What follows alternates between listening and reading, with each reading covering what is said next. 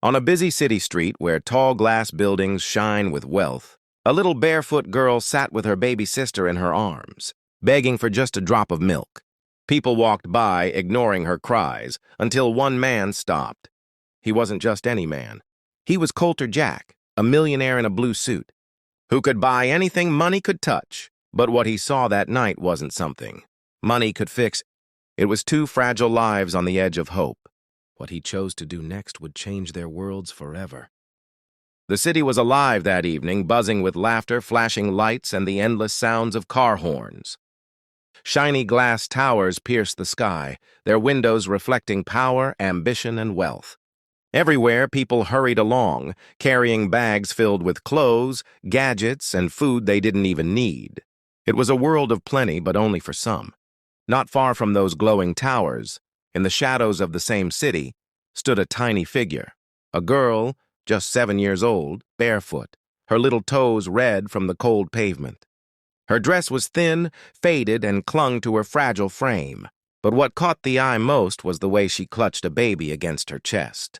The baby, barely 1 year old, whimpered softly, her face scrunched in hunger. Her small hands opened and closed, searching for something to hold, something to eat. Each cry was weak, almost fading, but it stabbed through the night like a plea that no one wanted to hear. The girl's name was Sarah. Her lips trembled as she whispered to strangers passing by, "Please, just a little milk. Please help us." Her voice was so soft it nearly vanished under the noise of the city. Yet her words carried a weight that could break the hardest of hearts, if only someone would stop to listen. But no one stopped. A man in a heavy coat glanced her way, then tightened his grip on a bag of expensive chocolates and walked faster. A woman, her arms full of shopping bags, looked down for a second, frowned, and then turned her head away. People with pockets full of cash walked past two starving children as if they didn't exist. Sarah's arms trembled from the weight of the baby she carried. Her feet ached from standing too long on the hard ground. But she didn't sit, didn't rest, because if she stopped asking, Lily would not eat. Her only hope was the kindness of someone in a world that seemed to have no kindness left. The streetlights glowed above her, but even they seemed cruel, shining bright on people who had everything and ignoring those who had nothing. To the busy crowd, she was invisible. To them, she was just another child lost to the streets. But to Sarah, every second was a fight to keep her baby sister alive. And then it happened. A sleek, black luxury car rolled slowly to the curb. Its doors opened with quiet grace, and out stepped a man. He was tall, his presence commanding, his sharp blue suit glowing faintly under the streetlight. The man was Coulter Jack, 35 years old, a billionaire CEO whose name carried weight in boardrooms across the country. He could move millions of dollars with a single signature. He could close deals that shook the markets. He was a man who lived in a world of power and money. Yet, in that moment, as his polished shoes touched the pavement, his sharp eyes caught sight of a small girl with tangled hair and bare feet. A girl clutching a baby, whispering for milk. And for the first time in years, Coulter Jack froze. His world of wealth and numbers suddenly seemed meaningless. What was the point of billions when a child was begging for a single dollar? What was the worth of luxury cars, private jets, and mansions if a baby could cry for food in the same city? Coulter stood there, his heart thundering in a way he hadn't felt since he was a child. The city noise faded. The crowd blurred. All he could see was Sarah's trembling hands, Lily's weak cries, and the desperate hope in the girl's tired eyes. It was in that second, a second he would never forget, that Coulter Jack's life began to change. Coulter Jack was a man who lived by the clock. Every minute of his day was planned, every second accounted for. In his world, time was money, and both were things he never wasted. Yet standing on that street corner with the glow of the towers behind him and the shadow of poverty before him, he hesitated. His expensive watch ticked softly on his wrist, but for once he didn't care about the time. Sarah's small voice cut through the noise of traffic like a whisper of pain. It was trembling, but clear enough to reach him. "Please, milk for my sister." Coulter's throat tightened. Something about the way her lips shook, about the way she shielded the baby with her thin arms, pierced through the iron wall he had built around himself. He crouched down, lowering himself so his eyes could meet hers. He was used to looking down on people, employees, competitors, even rivals. But now he wanted to understand. "Why are you here?" he asked, his voice low but firm. "Where are your parents?" The question seemed simple, but Sarah's reaction told him it was heavy. Too heavy for a child her age. Her arms tightened around Lily, pulling the baby closer to her chest as though afraid he might take her away. Her lips quivered. Her eyes, far too old for a 7-year-old, filled with unshed tears. Finally, she whispered, "Gone. Nobody wants us." The word struck him harder than any business loss ever had. Gone. How many times had he heard that word in his own childhood? How many times had he sat alone in his mansion, parents always absent, always gone, chasing more money? Sarah's voice cracked as she continued. I just need milk." It was not a demand. It was not anger. It was pure desperation, so fragile, so broken, that it made the billionaire's chest ache in ways he had never known. Coulter glanced at the store behind her. He could buy every bottle of milk inside without blinking. He could buy the entire store. He could buy the street, the building, even the city block. Money was nothing to him.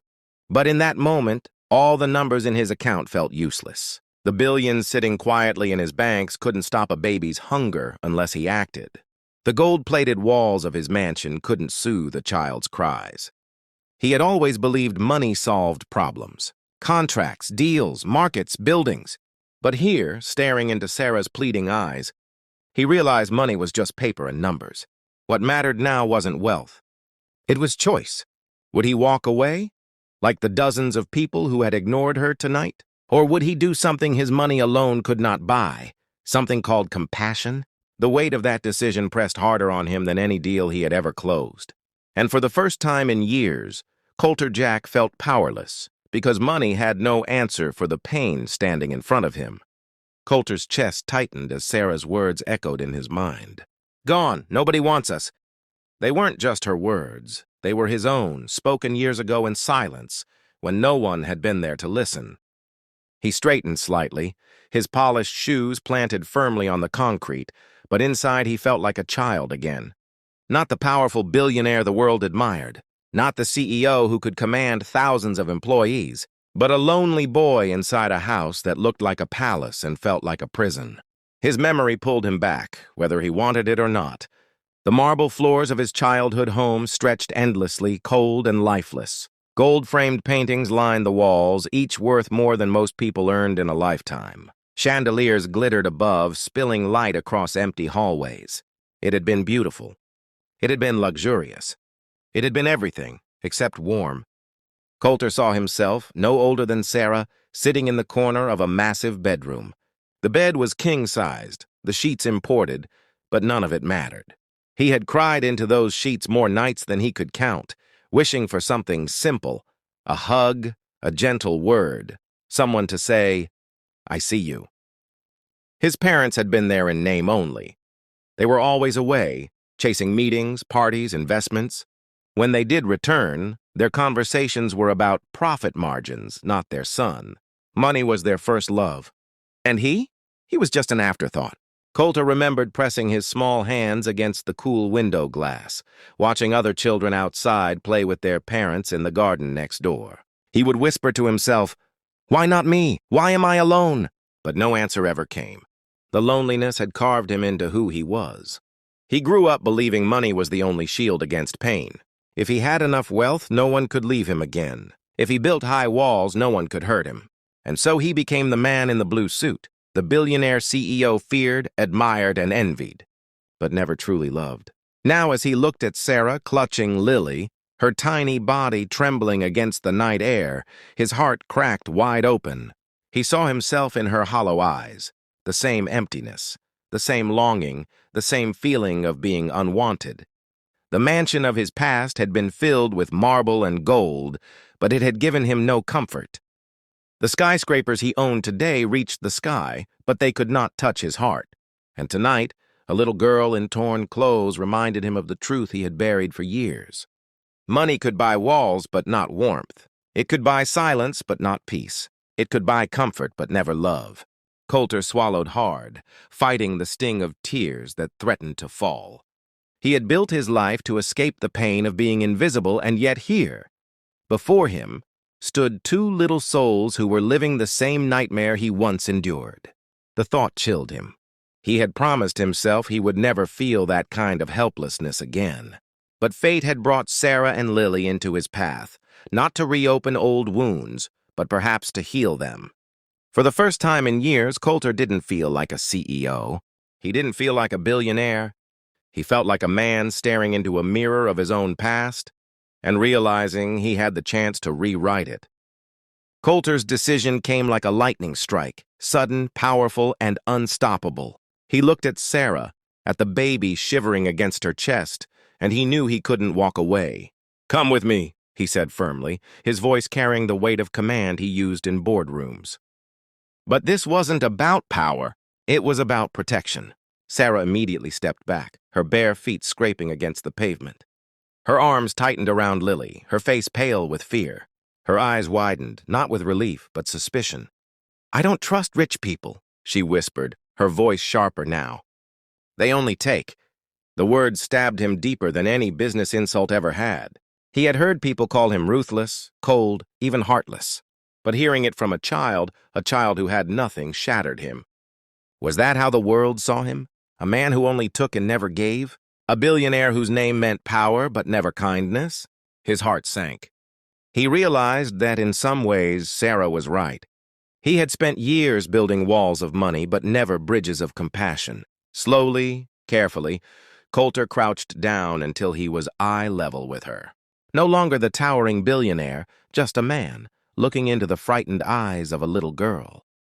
"Sarah," he said softly, his tone stripped of command.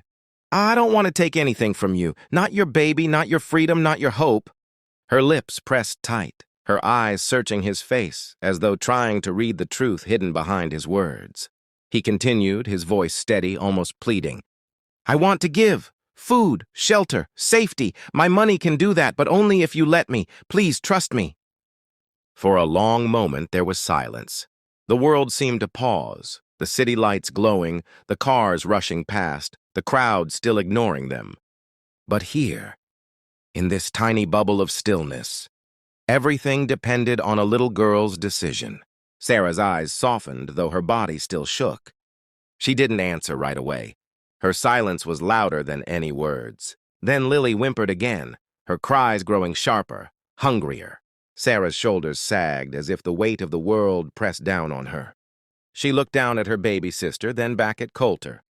Finally, slowly, she nodded. Relief washed over him like a wave, though he kept his composure. He reached out a hand, not to take, but to guide. Sarah hesitated once more, then carefully placed her small hand in his. It was the first time anyone had chosen to trust him, not for his money, not for his title, but for his promise. That night, Coulter Jack, the billionaire CEO who could buy entire companies with a stroke of his pen, used his wealth not for a business deal, but for something infinitely greater. He used it to save two small lives, and though he didn't know it yet, those two small lives would, in turn, save him. Coulter's mansion had always been a symbol of untouchable wealth. The driveway was lined with marble statues, fountains that danced with lights, and cars that could outshine the stars themselves. Inside, the walls glimmered with gold leaf, chandeliers sparkled like frozen rain, and every room smelled of polish and perfection. But for all its beauty, it had been silent. No laughter, no warmth, no reason for him to smile when he came home at night. The halls echoed with his footsteps as though mocking him with the emptiness he carried inside. That night, everything changed. Sarah sat nervously at a table bigger than any home she had ever known. Before her was a plate filled with food, soft bread, roasted chicken, warm soup. Her little hand shook as she picked up the spoon, unsure if she was even allowed to touch it. Coulter noticed. He leaned forward, his voice gentle. "This food is yours, Sarah. Eat as much as you want. No one will take it away from you." For the first time in days, Sarah's eyes filled with tears, not of hunger but of relief.